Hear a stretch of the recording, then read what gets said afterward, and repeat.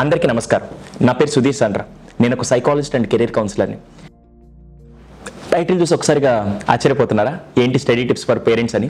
ఇంతకుముందు రోజుల్లో యాక్చువల్గా ఎక్కడ తల్లిదండ్రులు వరి అవ్వాల్సిన అవసరం లేదు. వాళ్ళకి 6 మంది 7 మంది సంతానం ఉన్నా కూడా ఎప్పుడు ఫీల్ అవ్వరు, అరే ఏంట్రా ఎగ్జామ్స్ వస్తున్నాయి చదువుకోండి అని ఎక్కడ చెప్పాల. ఎందుకంటే అప్పట్లో పిల్లలు కూడా అంతే బాధ్యతగా ఉండేవాళ్ళు. మేబీ ఇప్పుడు లేరని నేను అనట్లేదు. ఇక్కడ కాంపిటేటివ్ వరల్డ్లో పిల్లల్ని తీసుకురావాలన్న ఇంటెన్షన్లో తల్లిదండ్రులు ఎక్కువ స్ట్రగుల్ అవుతున్నారు, పిల్లలు అంతే ఫాస్ట్గా ముందుకెళ్తున్నారు. వాళ్ళని ఇంకొద్దిగా ముందుకు తీసుకెళ్ళడానికి పేరెంట్స్ కోసం ఈ స్టడీ టిప్స్ అండి. దానికోసం ఫస్ట్ టిప్ నేను కొద్దిగా ఫాస్ట్గా ఫ్యూ టిప్స్ ఇస్తానండి. AK-47 బుల్లెట్స్ ఎలా వస్తే అలా మీకు బుల్లెట్ పాయింట్స్ కొన్ని ఇస్తానండి. ఫస్ట్ వన్, మీ పిల్లల యొక్క లెర్నింగ్ స్టైల్ ఏంటో తెలుసుకోండి.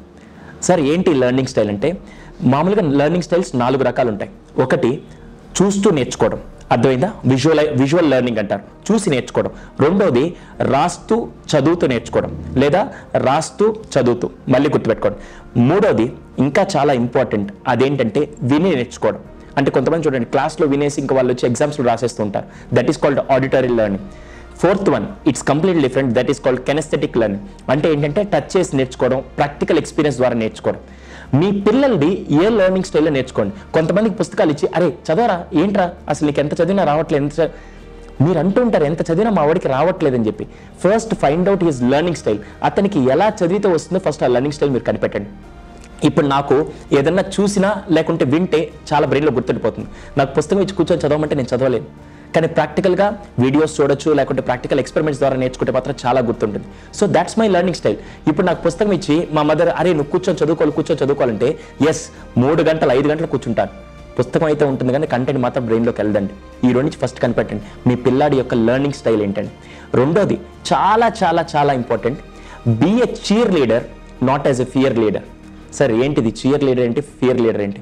మీరు ఎప్పుడైనా క్రికెట్ చూసారా? క్రికెట్లో ఆడియన్స్ అందరూ కూర్చొని ప్లేయర్స్ అందరినీ కమాన్ వీ వాంట్ సిక్సర్ అని చెప్పి అంటూ ఉంటారు, ఎంకరేజ్ చేస్తూ ఉంటారు. మొన్న ఈ మధ్య ఒక మ్యారథాన్కి వెళ్ళాను.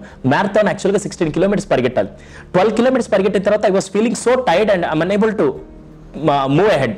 అప్పుడు పక్కన కొంతమంది బాయ్స్ నిల్చొని yes sir you can win the race, you can participate in that, you just complete the marathon అని చెప్పేసి కమాన్ అని ఎంకరేజ్ చేస్తున్నారు. అక్కడ ఎక్కడో నాకు తెలియని ఒక energy, yes so I can do it అని చెప్పేసి నేరుగా కొద్దిగా ముందుకెళ్తే ఇంకొద్దిగా పరిగెడుతూ నేను 16 కిలోమీటర్స్ మ్యారథాన్ కంప్లీట్ చేశాను. ఒక్కసారి సిచ్యువేషన్ కొద్దిగా బ్యాక్ కొద్దాం. ఇంట్లో ఎప్పుడైనా ఎగ్జామ్స్ అనగానే అసలు ఎలాంటి ఎన్వైర్న్మెంట్ అంటే అరే నీకు అర్థమవుతుంది రేపు ఎగ్జామ్ పెట్టుకుని ఏంటి ఇలా ఉన్నావు అని చెప్పి వాళ్ళ లేని భయం ఒకటి క్రియేట్ చేస్తూ మీరు ఒక లీడర్ లాగా, that is called fear leader.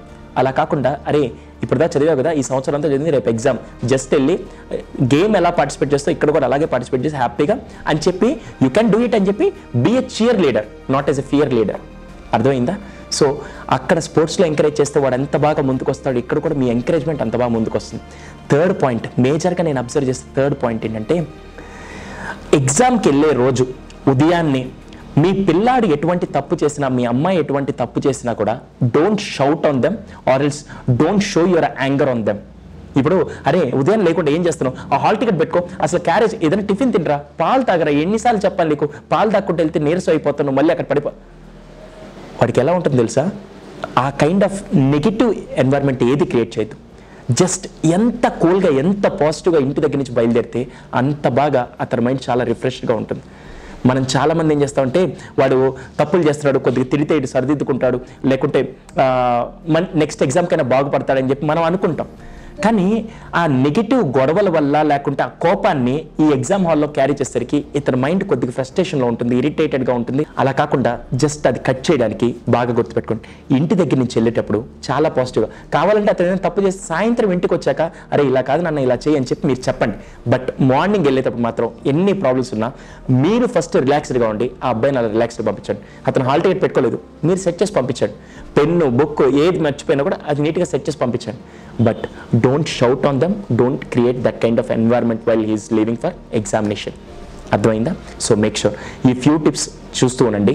Next ఇంకా నేను ఫ్యూ టిప్స్ కొన్ని వీడియోస్లో చెప్తానండి. Okay, thank you for watching.